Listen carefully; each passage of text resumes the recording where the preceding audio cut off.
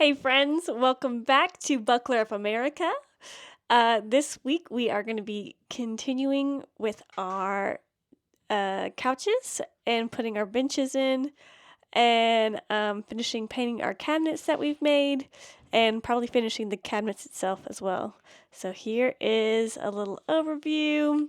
I'll tell you what, the more that we put stuff in here, the smaller it feels. But here's those cabinets. Kitchen cabinets, overhead. And then what we're working on right now are these benches. So they're going to have a little flap that we can open and get into the bottom of it. But these will be our benches and a little side cabinet right here.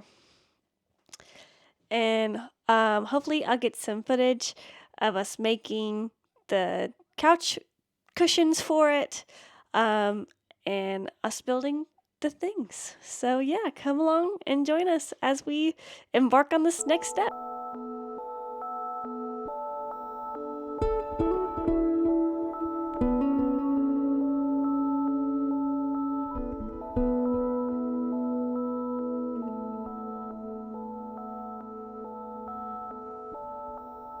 Hey friends, here's a little midweek update on the camper. So here we go. Champ has put in the benches and they look so good. I am so impressed with how well these look.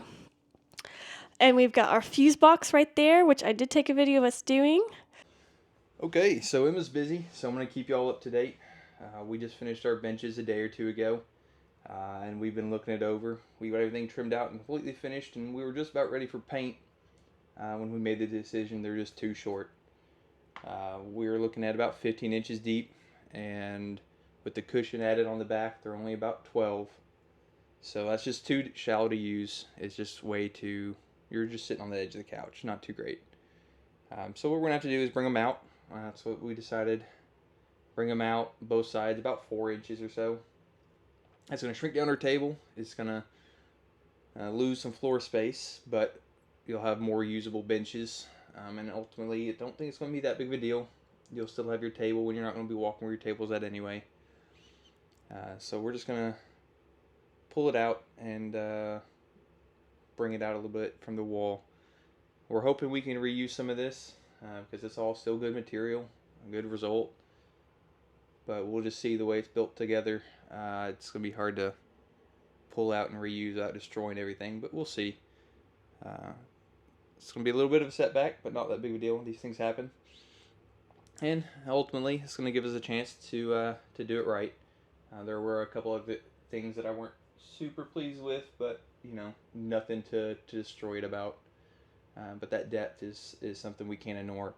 So we're gonna get to it, and it's gonna hurt, but needs to be done. So we'll just push through.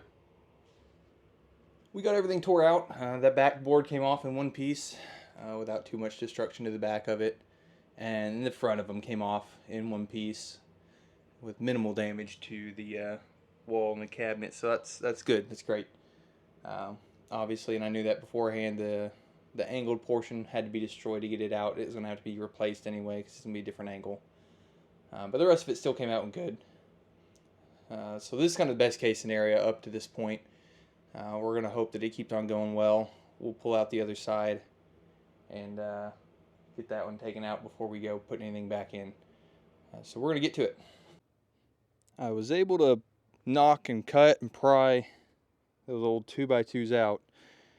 So it looks like we'll be able to reuse this. We'll have to do a fair amount of touch up to get it back to where it looks good and where it functions right with spacing and depths and heights. So to get everything balanced back out, it's going to take a little bit of work. But it looks like we'll be able to reuse what we've got, at least save some money there, and actually save a fair amount of time as long as it don't take too much to get it back to usable order. I did some testing to figure out the best way we wanted to do it, and I got this one short side up. To sum it up, we put some 2x2s on the back of it first to keep everything in form and straight, so that way it doesn't bend on me. And then we placed it up against the back of the wall and the bottom of the bench, and mounted it that way with screws and glue. So I think that's the best way that we figured out to do it to get better results than we did last time. So we're gonna move now on to the second one, the longer side, and do that one the same way.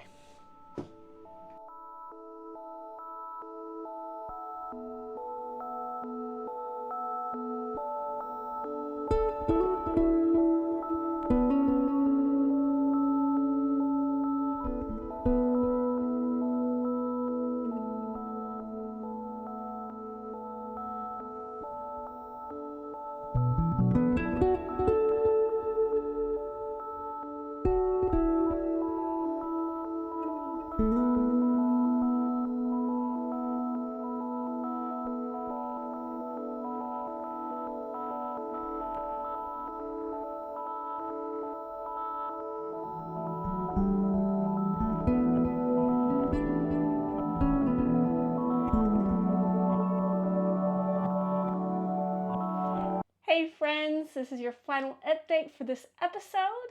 Here's what I've got to show you. So Champion decided to extend the benches, but he did finish the bottom, so the bottoms look fantastic. They look so nice. But that extra space is where we extended it because he did not think that what we originally had was going to be long enough with the cushions and everything. So he did extend that, and I do have video of it.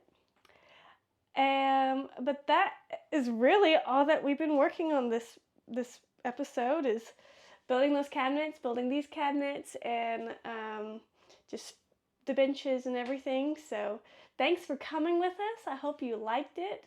If you did, please leave a like in the bottom and subscribe, and leave a comment and let us know what you think. Thanks so much.